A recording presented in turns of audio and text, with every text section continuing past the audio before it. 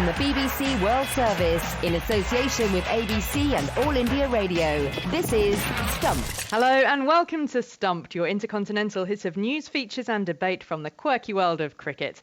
I'm Alison Mitchell at Old Trafford in Manchester in the northwest of England. This is the second of the biosecure venues that are allowing Test cricket to be played in the era of COVID-19.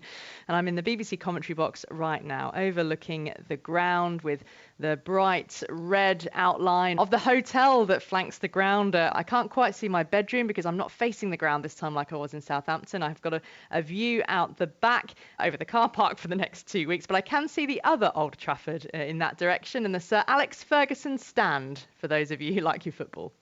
Hello, it's Jim Maxwell in Sydney. No pigeons or ukuleles or guitars here, Alison. But it's all pretty low-key here. We've got lockdowns everywhere around Australia.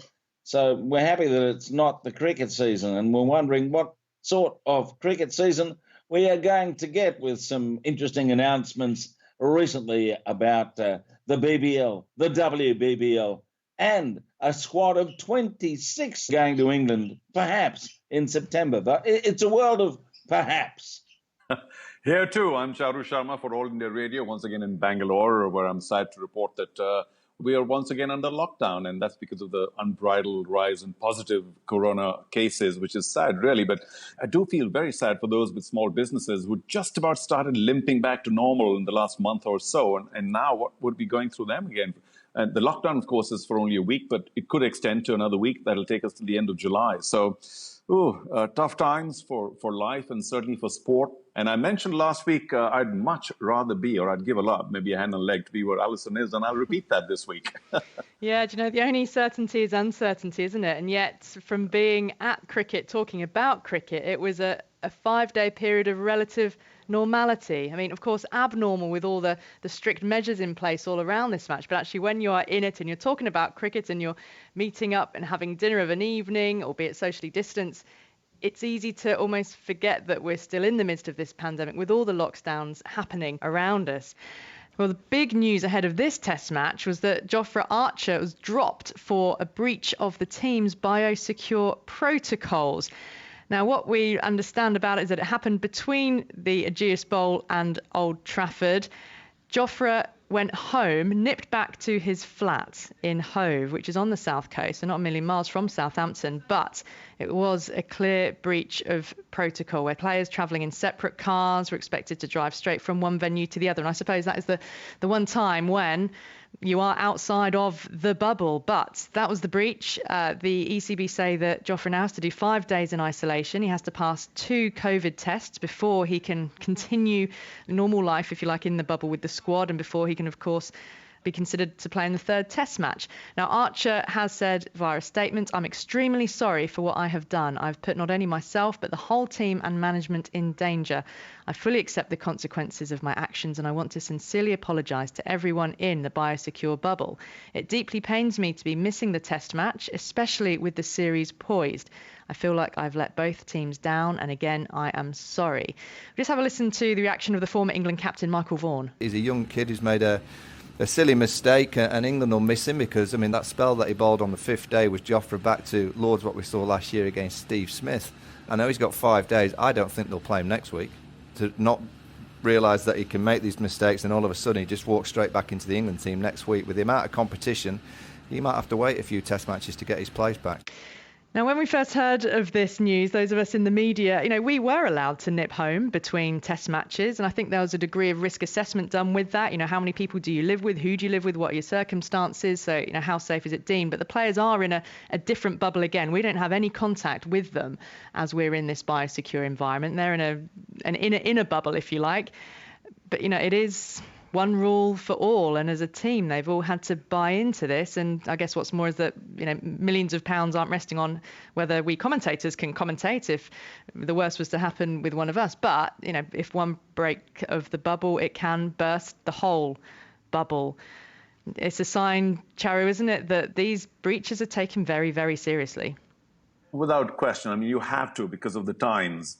This is not a special punishment for some other kind of breach. This is something that in these times we all need to be very careful about. So again, I would plug for over-counseling. Tell the players time and again that this is what you can do, this is what you can't do. I know they're much more used to what they can do in the field, but because of these special circumstances, they probably need to be told or reminded much more often about what they can do and cannot do outside or because of this biosphere. So, well, he can lament now and he can apologize, but it doesn't really help because he is, to me, the biggest match winner that England have at this point of time.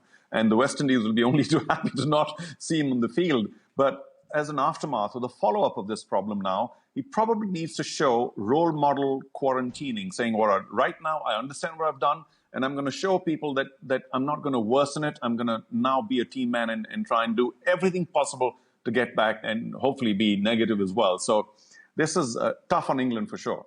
It's an aberration, isn't it? I can see it in years to come. It's going to be the trivia question.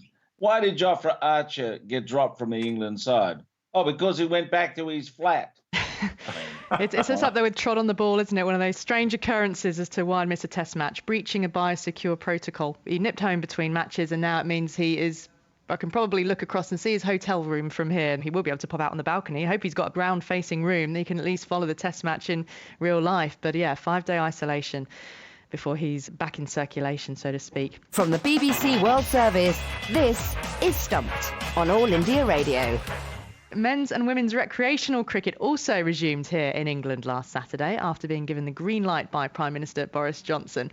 In Jim, it's the off-season in Australia at the moment. Even in the off-season, though, I mean, you're close to the club cricket scene in Australia. What's been going on with your club? Is it usually a sort of shutdown period for them, or do they do things in the off-season?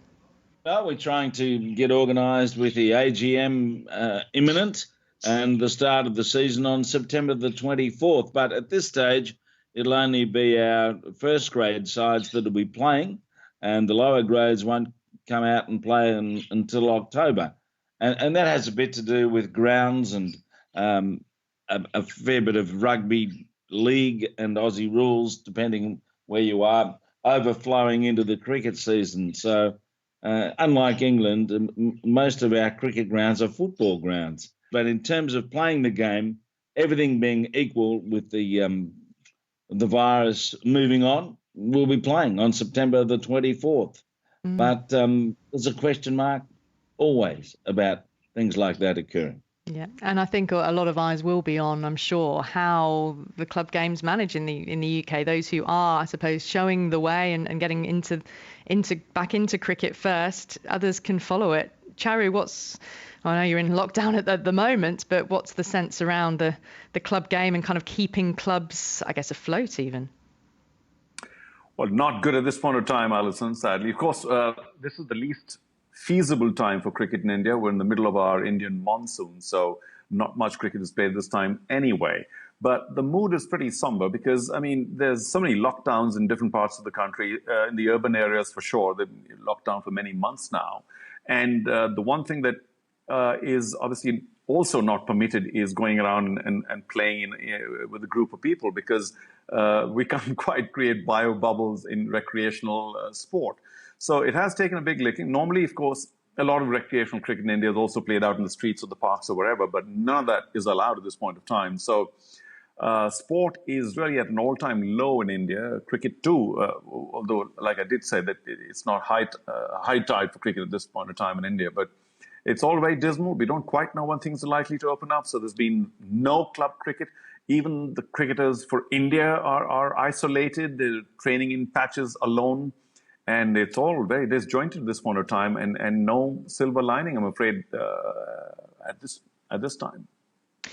Well, let's get on to some of the other stories making the headlines in cricket this week. And still talking about the international schedule here, which still has a great amount of uncertainty hanging over it. A little light with Australia, Jim, announcing their squad for a one-day tour of the UK in September. And Cricket Australia has stressed that a final decision hasn't yet been made, and they're still having, quotes, constructive discussions with the ECB and of course the government who are involved in all these decisions as well.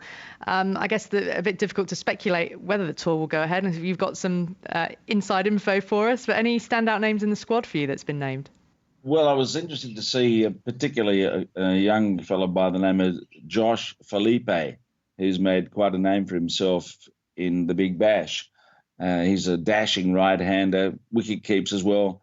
Plays for Western Australia, the Warriors, but also flips over because the Sydney Sixers got under the West Australians' guard and grabbed him 2 years ago. He's a very exciting player. And he's in that 26-man squad, which is obviously going to be pruned. They moved on from some of the old stages. But there's a name missing from that group that I would have had, because I think he's probably one of the most exciting cricketers potentially in the game. And that's Cameron Green from Western Australia, all-rounder. He's a dynamic player. But this will sort itself out, I assume, as we get closer to something happening. And we're going to have, one-days and T20 games in England. The announcement of the Big Bash season, which amounts to 61 matches potentially, and a lot of them being played at the back end of Test cricket. Yeah, I was going to ask you about this. This is a new thing, isn't it? Yeah. Well, I think they've realised that the audience is prime time, not during the day, and there's no double headers, and that they can back a winner off a day's play in Test cricket by following up with more cricket. Now, it's a bit like Henry VIII's banquet to me. There's a fair bit of gluttony involved, and I wonder if it's going to work come February by the time we get to the final, having started on December the 3rd. It's an extraordinary season of cricket, but Cricket Australia are also wary of what's going on with their commercial partners, and they want to make sure that television has got enough product, particularly if the Indian tour, for some reason or other, with quarantines and the rest of it, doesn't take place. Charu, Well, Jim, I've got to quickly ask you, Jim, if the BBL or even the WBBL is going to sort of take that level of preference, then the day-night test matches that were gaining popularity are obviously not going to increase, because that will then eat into the same television time. Yeah, well, that's an issue. But have they decided which of the test matches is going to be the day-night? Definitely. Is it the Perth test? I'm not sure where that's at the moment. Have India agreed to day-night test cricket in this series? I think India always are very late to agree to any such change, but I was speaking only generally that if day-night test matches were the way to go, then in Australia it was going to be a bit of a problem if the BBL is also going to take up the evening time. I'm concerned at the moment, the way things are going in this country, about how India will play in some of the states around Australia. They might have to go and play in the Northern Territory because there's lockdown almost everywhere. They just won't let people in. And the way things are going with recurrence, a new outbreak of this pandemic, we could have an issue.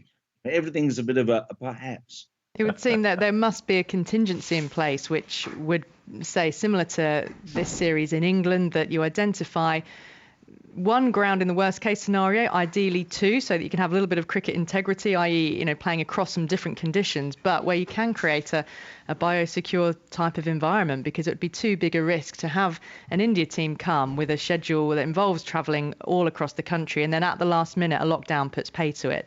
If the teams get holed up in, say, Adelaide for a 4-week period, playing four test matches in 6 weeks, however you fit it in, that might well have to be the way it happens. But you plan for the best case scenario, don't you? But you've always got to have that contingency. Charu, I love Adelaide. Exactly. You wouldn't mind being locked down there by the River Torrens for a month, would you?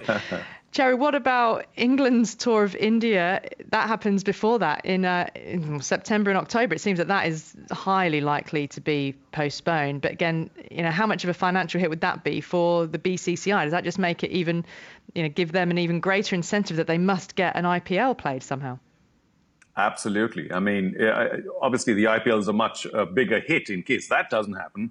So the Indians will do the BCCI will do its utmost to try and ensure that there's some form of IPL this year, even though the England tour may need to be postponed. And of course, talking about dates earlier than the IPL, which is again scheduled to be somewhere around September 25, 26, the opening of. I really don't think, with due respect to all the administration, the authority, the government, that we're going to be ready to have anything quite like the biosphere or bubble or whatever that you've been able to create in the next month or two, because time does fly. We're in the middle of July, and August, September is not enough time for India to prepare, leave alone the fact that the cricketers themselves have had zero action. So I think any kind of cricket in India is very far away, except the IPL, which is such a big one in terms of money. There's talk of even $500 million is what is at stake. So the Indian government, I beg your pardon, the board will do its very best to have that, perhaps elsewhere, if not in India. Neutral venues for biosphere, perhaps, to get test matches going. We will see. It all takes so much planning. Speaking of which, the BCCI, one thing they are doing is organising a training camp in Dubai to assess the fitness of the contracted players ahead of, I guess, a potentially rearranged IPL, maybe more so than the test. But it does beg the question about neutral venues. But they're getting the players in action at least. Well, yeah, there is only talk at this point in time. The UAE still has to accept that. But even for the IPL, the news is that if it is going to go ahead, chances are very likely that it's going to go ahead in the UAE, where such a secure bubble is much easier to manage than in India. But to take only the contracted players there is not quite relevant for the IPL, because the IPL involves hundreds of Indian players, not just the contracted players. I suppose it's a start, but if it's for the IPL, then you need to take a much bigger number of players to the UAE to just find out whether they're okay and give them a chance to get ready for the IPL, not just the contracted players. But it's a start, and I'm sure the players will take it.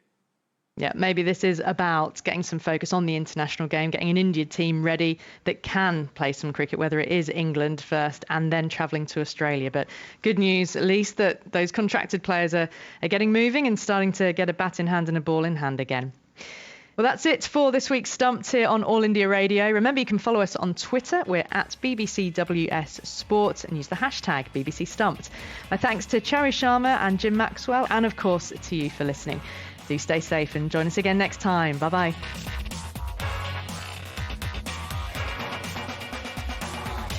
Stumped is a BBC sport production for the BBC World Service in association with the Australian Broadcasting Corporation and All India Radio.